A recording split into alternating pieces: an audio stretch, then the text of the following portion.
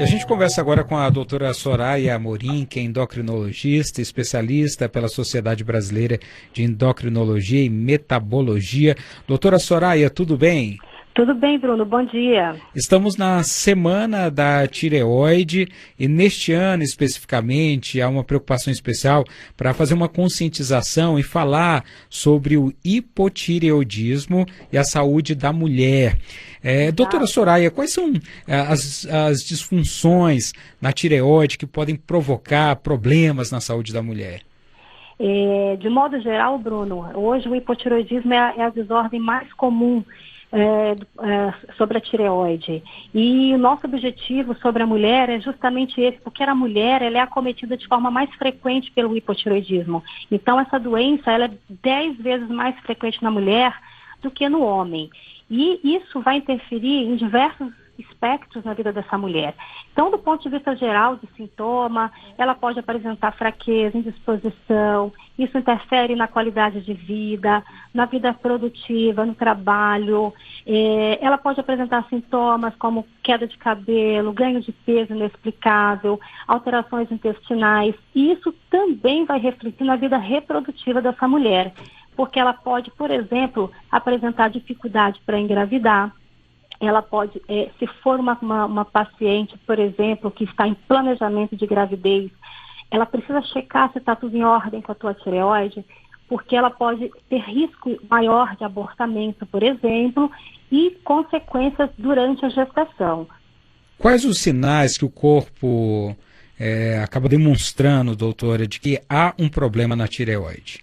Os sintomas são muito variados, Bruno, porque o hormônio tireoidiano, ele vai ter ação em muitas células do organismo. Então, no sistema nervoso, no coração, no aparelho digestivo, em vários sistemas, na pele. Então, quais são os sintomas que a gente vê com mais frequência? Em geral, uma fraqueza, indisposição, é aquela pessoa que refere mais sonolência, ela ganhou um pouquinho de peso, não sabe por quê, ela está mais inchada, a voz pode ficar mais rouca. Doutora, o fato de pessoas que tentam emagrecer com dietas e sempre tem muita dificuldade de emagrecer, isso pode ser um sinal de problema na tireoide?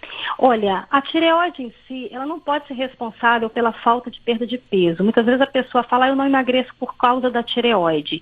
Ela pode sim contribuir com um pequeno ganho de peso, Bruno, mas em geral porque ela leva a retenção de líquido. Então a pessoa não é que ela está mais gorda, ela está mais inchada. Isso pode refletir na balança? Com certeza. Mas a gente não pode dizer que isso muitas vezes é causa da falta de emagrecimento. Então a pessoa precisa ser avaliada pelo médico, obviamente precisa ver se a tireoide está funcionando bem. Mas na maioria das vezes não. Essa interferência no peso, ela é de pequena monta, são poucos quilos que a gente tem de acréscimo, tá? E, em geral porque ela tem mais líquido, ela está mais inchada, não é mais gordura, tá?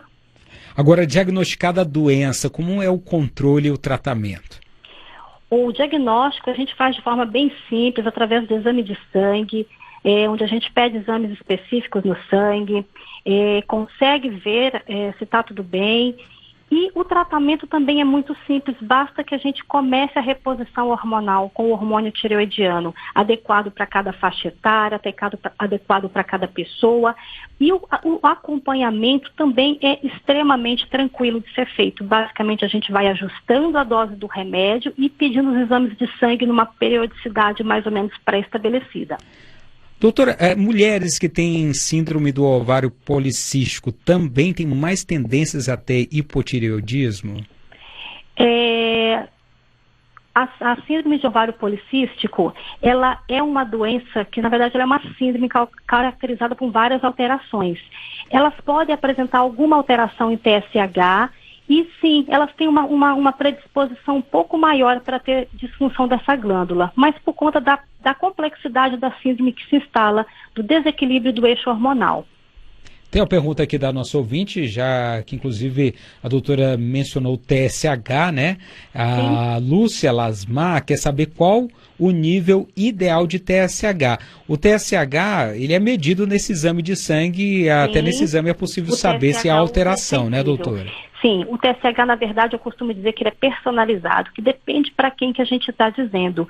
Se é uma mulher jovem que está querendo engravidar, se é um homem jovem que não tem nenhuma doença, se é um idoso, o nível de TSH ideal, ele muda de acordo com a faixa etária e de acordo com a condição clínica desse paciente.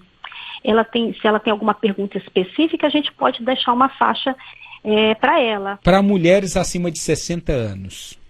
O TSH, 60 anos, ele pode ficar na faixa de referência até 4, 4,5, 5, sem nenhum problema. Agora, por exemplo, Bruno, se você tem uma moça que está tentando engravidar, esse TSH dela, idealmente, ele não deve ultrapassar, por exemplo, 2,5. Então, e neste período da tentativa de engravidar, ela pode intensificar até com medicação para controlar o TSH? Algumas vezes sim. Isso vai depender de uma abordagem clínica bem específica e vai ser analisada essa paciente. Então, por exemplo, se ela tem outras alterações no exame de sangue, isso aí é uma questão muito controversa e uma questão ainda muito discutida. Então, o que eu digo é que a gente personaliza a avaliação do paciente. Então, ela pode ter necessidade, sim, de uma intervenção no intuito de maiores sucessos nessa fertilidade. Doutora, a gente sabe que os médicos ou as médicas ginecologistas estão preparados para fazer toda essa avaliação, claro. Mas o endocrinologista, que é a especialista adequado para poder receitar e fazer toda essa análise específica sobre tireoide? Sim, é o mais recomendado, Bruno, porque a doença ela tem seus espectros bem variados, né? Então, o ideal é que o paciente procure sempre um endocrinologista também. Muito bem. O ideal é que seja uma equipe parceira, uma equipe multiprofissional, cada um fazendo uma avaliação, mas o olhar do endocrinologista para a tireoide, ele é fundamental. A ouvinte também está perguntando, e é claro que ela fala duas marcas de medicamentos bem conhecidos para controle do TSH, se não me engano. É o Synthroid e Puran. Ela quer saber se existe um que é melhor que o outro. Não, essa pergunta não existe. Não existe um melhor que o outro. Essas marcas são as que estão há mais tempo no mercado. Elas são as mais antigas, né? São marcas de qualidade. A gente tem diferença? Não tem diferença. A substância é a mesma. O que pode mudar de uma marca para outra, por exemplo, são veículos, substâncias que acompanham a medicação no comprimido, as apresentações do mercado, eventualmente um fabricante tem algumas apresentações intermediárias e o outro não tem. Basicamente, então, isso é muita escolha do médico, escolha do paciente, não tem um melhor ou pior. O que a gente recomenda às pessoas é que, se você começa com uma marca, não ficar mudando a marca, que se mantenha aquela mesma marca e a gente faça basicamente o ajuste de doses, de acordo com os exames de sangue. Muito bem. Qual que deve ser o controle de quanto em quanto tempo essa paciente precisa repetir o exame, doutora? Depende. Se ela não está bem, o exame não estava bom e a gente mexeu no remédio, Bruno, 6 semanas, tá? 6 semanas também não melhora rápido. 6 semanas a gente repete o exame. E se tiver tudo ok, a gente pode estar fazendo em 6 meses. Isso estou falando para uma pessoa absolutamente saudável, que não tem outros problemas de saúde. Mas se a gente está falando, por exemplo, de uma pessoa que tem outros problemas de saúde, casos específicos, eventualmente a gente tem que encurtar essa avaliação, tá? Mas 6 meses a 1 ano, se tiver tudo bem, está tudo em ordem. Muito legal. Doutora Soraya Amorim, muito obrigado pela participação, um ótimo dia, bom trabalho. Obrigada a vocês, Bruno, ótimo dia, muito obrigada. Um abraço a todos.